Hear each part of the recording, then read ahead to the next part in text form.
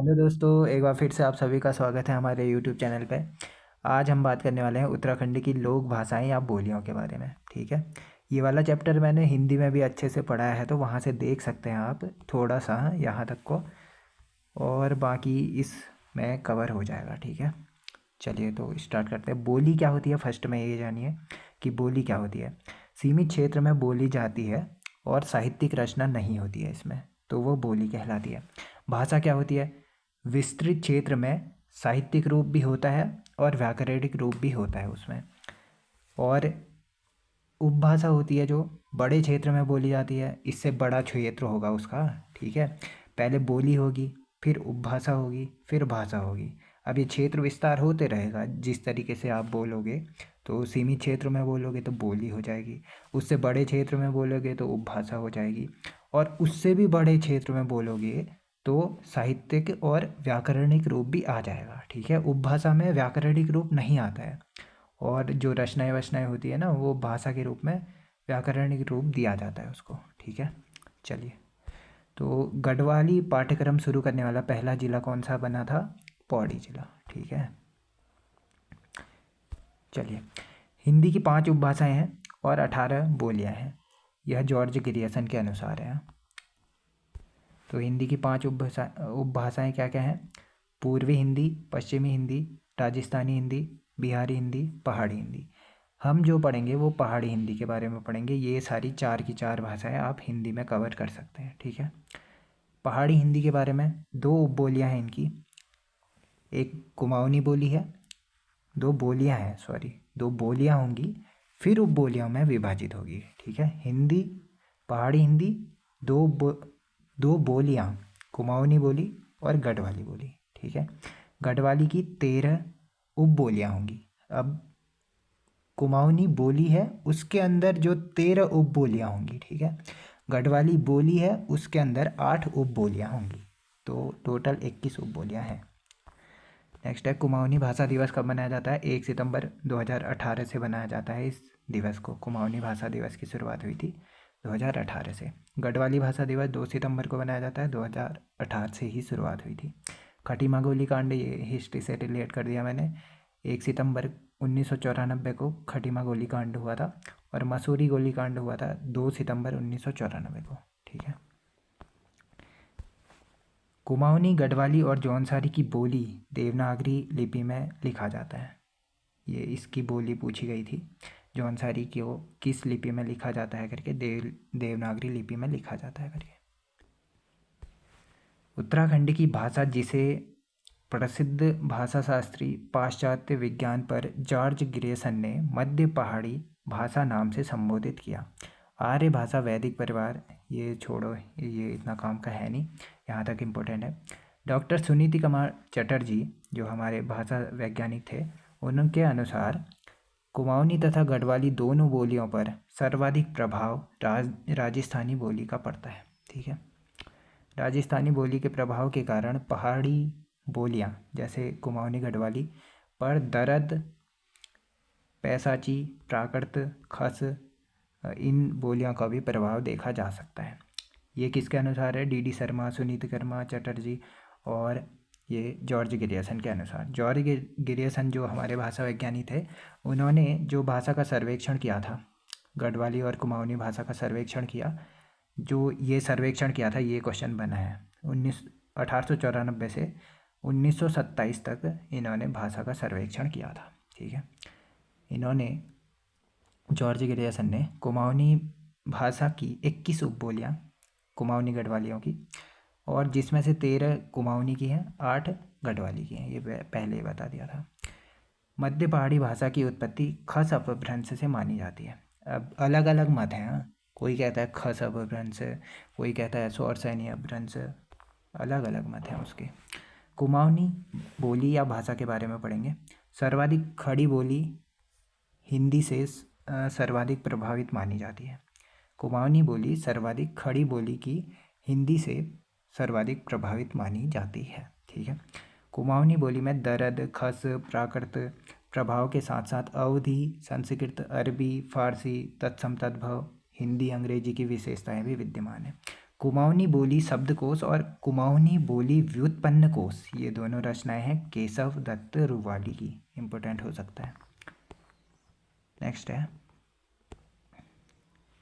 ये, हाल ही के एग्जाम में क्वेश्चन बना था ये। विख्यात भाषा विज्ञानी जो थे क्लाउस पीटर जॉलर ने किस भाषा पर शोध किया था? बंगाली भाषा पर शोध किया था। राज्य सरकार द्वारा कुमाऊनी बोली एवं भाषा में उत्कृष्ट साहित्य सर्जन हेतु 2023 में साहित्य गौरव पुरस्कार योजना के तहत कुमाऊनी पंत, जो कुमाऊं के फर्स्ट कवि माने जाते हैं, ये भी पूछा गया है। कुमाऊं के फर्स्ट कवि कौन थे? गुमानी पंत। इन्होंने शुरुआत की थी इस पुरस्कार की। गुमानी पंत पुरस्कार की शुरुआत इनको मिला था, मतलब राजेंद्र सिंह बोहरा को फर्स्ट जो मिला था गुमानी पंत पुरस्कार राजेंद्र सिंह बोहरा को 2023 में मिला है। ठीक है, कुमाऊनी भाषा के लिए। डॉक्टर ग्रेसन और सुनीति कुमार चटर्जी डी शर्मा के अनुसार कुमाऊनी भाषा का विकास दरद खस पैसाची प्राकृत भाषा से हुआ है, ये पहले ही बता चुका हूँ। डॉक्टर नारायण दत्त पालीवाल और उदय नारायण तिवारी, धीरेन्द्र वर्मा और पंडित बद्रीदत्त पांडे भाई साहब के अनुसार ये भी लेखक हैं। ठीक है, बद्रीदत्त पांडे के अनुसार कुमाऊनी का विकास भी हिंदी की भांति शौर्सनी अपभ्रंश से हुआ है।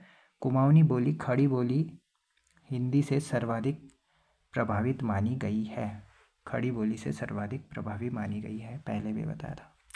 जॉर्ज ग्रियर्सन के अनुसार भाषा का सर्वेक्षण पुस्तक कुमाऊनी गढ़वाली को, ये पहले ही बता दिया है।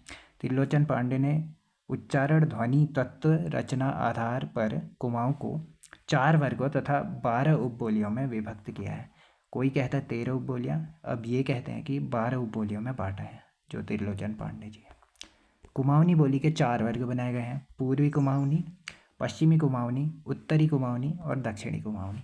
इसमें देखिए, पूर्वी कुमाऊनी में कुमैया जो चंपावत के क्षेत्र में बोली जाती है, सौरियाली जो सूर क्षेत्र में, सिराली ये भी पिथौरागढ़ के डीडी हाट क्षेत्र में, अस्कोटी हो गई अस्कोट क्षेत्र में, और पश्चिमी कुमाऊनी में खसपराजिया बारामंडल में, पछाई पाली पछाऊ में, फलदाकोटी, चौगरख्या, गंगोई, दानपुरिया, इनके बारे में अभी बात करेंगे। उत्तरी कुमाऊनी में जौहारी को माना जाता है। और जो दक्षिणी कुमाऊनी है नैनीताली कुमाऊनी या नैर तलिया भी कहते हैं इसे, राजभैंसी या रौंच चौभैंसी भी कहते हैं। ठीक है, अब एक एक करके सबके बारे में जानेंगे। अस्कोटी पिथौरागढ़ के सीरा डीडी हाट के उत्तर पूर्व में ये भी बना है।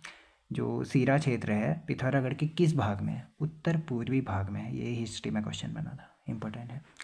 मैं अस्कोट के आसपास बोली जाने वाली अस्कोटी भाषा कहलाती है। इतना कुछ याद मत करो, ये याद करो कि अस्कोटी भाषा कहाँ बोली जाती है। अस्कोट जो पिथौरागढ़ के क्षेत्र में है वहाँ पर बोली जाती है अस्कोटी भाषा।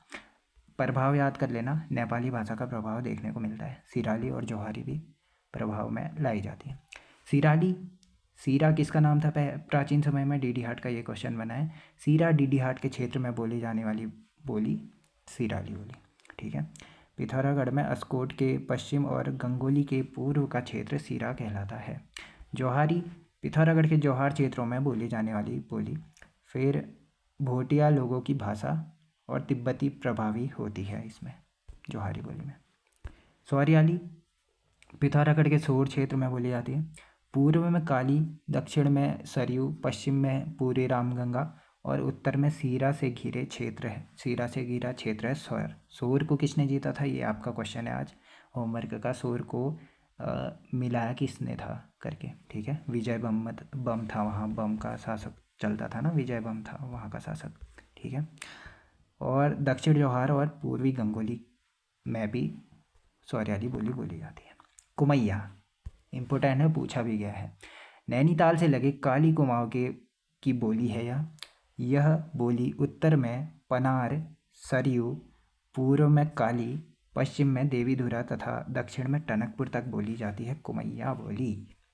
गंगोली, ये तो नाम ही से पता चल जा रहा होगा। गंगोली हाट के आसपास यह क्षेत्र पश्चिम में दानपुर, दक्षिण में सरयू, उत्तर में रामगंगा और पूर्व में सोर तक फैला हुआ क्षेत्र है। दानपुरिया ये भी इम्पोर्टेंट है, पूछा भी गया है। बागेश्वर के दानपुर परगने में बोली जाती है।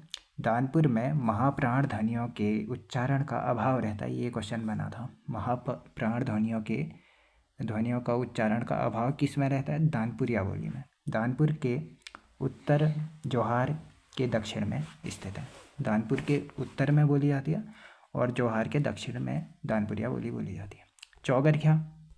चौगर का परगने में बोली जाती है। अब ये पढ़ते रहना, हो गया, जो इम्पोर्टेंट है वही पढ़ाते हैं। खसपराजिया ये बारामंडल में बोली जाती है, अल्मोड़ा क्षेत्र में बोली जाती है। और ठीक है, फिर पछाई, यह अल्मोड़ा के पाली पछाऊ क्षेत्र में बोली जाती है। फिर फल्दाकोटी, यह अल्मोड़ा नैनीताल के क्षेत्र में बोली जाती है। फिर रजभैंसी या रौ चौभैंसी या नैणतलिया, यह उत्तर पूर्वी नैनीताल के रौ और चौभैंसी में बोली जाती है। भीमताल और हल्द्वानी में भी यही भाषा चलती है, रौ चौभैंसी। कुमाऊनी की अन्य बोलियां हैं मचकुमैया, कुमाऊं गढ़वाल के सीमावर्ती क्षेत्रों में बोली जाती है। ठीक है, मिला जुला रूप होता है इसमें कुमाऊं और गढ़वाल का। गोरख्याली, यह नेपाल से लगे क्षेत्रों तथा गोरखाओं द्वारा बोली जाती है। ठीक है, भावरी चंपावत के टनकपुर और यूएस के काशीपुर तक बोली जाती है। यूएस नगर होगा यहाँ, यूएस मत सोच लेना वहाँ। सौका, पिथौरागढ़ का उत्तरी क्षेत्र सौका बहुल क्षेत्र है, वहाँ बोली जाती है सौका बोली। फिर राजी, पिथौरागढ़ के अस्कोट क्षेत्र में धारचूला और डीडीहाट के आसपास बोली जाती है। राजी को वनरौत कहा जाता है। राजियों की संख्या सबसे कम है, पिथौरागढ़ में सर्वाधिक है। ठीक है, और 5 जनजातियाँ हैं, वो जनजाति वाले टॉपिक में कवर कर लेना। 1967 ईस्वी में इन्हें जनजाति का दर्जा मिला था। बोगसाड़ी, कुमाऊं के दक्षिणी छोर पर और इसी भाग में थारू लोग अपनी बोली भी बोलते हैं। ठीक है, बोगसाड़ किसका नाम था पहले, ये याद कर लेना। ठीक है, ये एक और होमवर्क है आपका। पंजाबी, कुमाऊं का दक्षिणी व पूर्वी भूभाग, दक्षिणी भूभाग सिख बहुल है, सिख लोग ज़्यादा रहते हैं वहाँ। जसपुर, बाजपुर, यूएस नगर, फिर रुद्रपुर, हल्द्वानी, ये सब एक ही के भाग हो गए। रुद्रपुर यूएस नगर के भाग हैं। फिर हल्द्वानी नैनीताल का।